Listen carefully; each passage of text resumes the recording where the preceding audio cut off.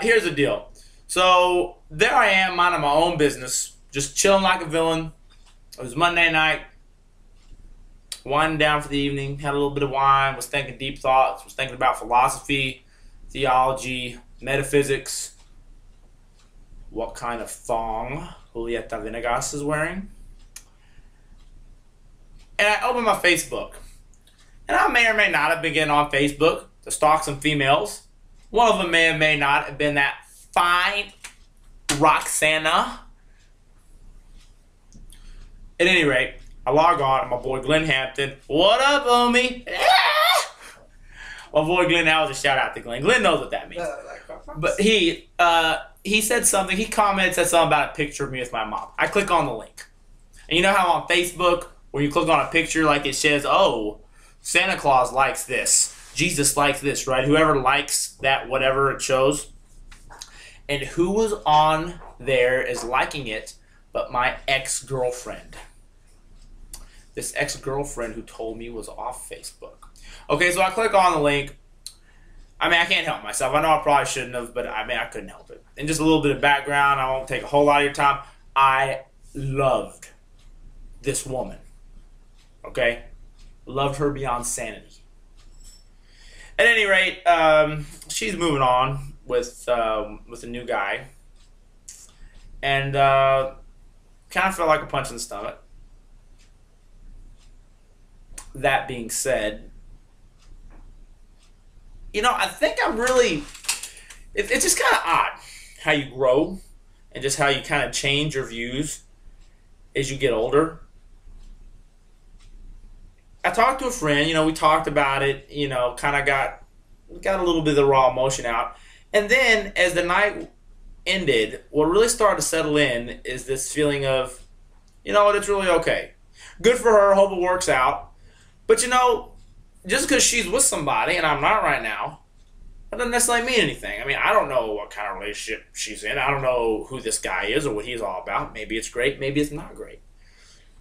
But here's what I know. I know me. I know how I felt about her. I know how I treated her. And I am not necessarily saying that I'm the best match out there for her, but she won't find anyone that treats her better than I did. They won't treat her better than me. They might treat her as well as me, but they won't treat her better. Because I treated her like a goddess, the way she deserved. And so at any rate, as I was going to bed, what really started to sink in is, you know, I kind of feel sorry for the girl, in a way. Because she's not going to end up with me. And yes, that's a little bit arrogant, but, you know, it is what it is. And listen, sometimes you got to be arrogant just to get through life. Because, as many of you know, I mean, life is a beep, beep, beep. Life will punch you in the face. It will kick you in your balls. Life will force you down. And frankly, you have got to have an ego the size of a barn just to pick yourself up sometimes, just to keep carrying on. But at any rate, you know, that's kind of where I am right now. I feel okay. I mean, I don't feel great. But I'm just sort of living life, you know, doing it. Just making magic happen.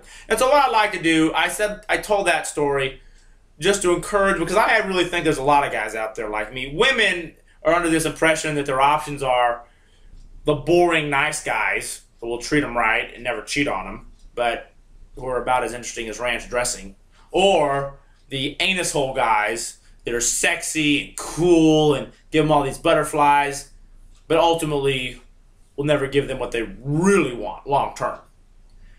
Well, I don't think that's true. I think there are a whole lot of guys like me out there who really do give you the best of both worlds. All the pros of the good guy, all the pros of the bad guy, and yet none of the cons.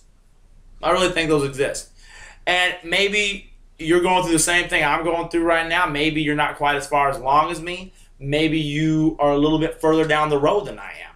But I would just like to take this moment to encourage you that no matter what you're going through, the thing to remember is, whoever your equivalent to Susie is, she doesn't get you. She's not going to end up with you. You're the prize. You're the tasty morsel on the end of the stick that every woman is drooling after and trying to sink her teeth into.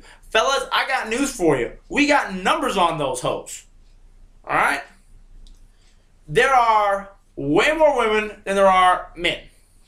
Right? Of course, right. You always hear all your friends talking about, oh, they're no good men. They're no good men.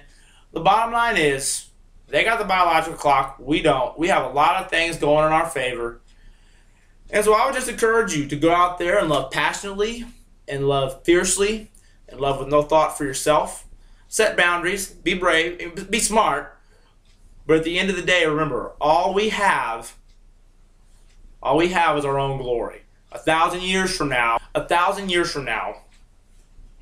what's going to matter is how bravely you fought and how passionately you loved.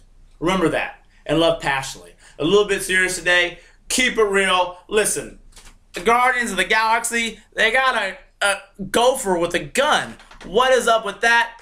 My boy Nicholas, represent. My boy LeBron James, a great American. And read something in Greek. See ya.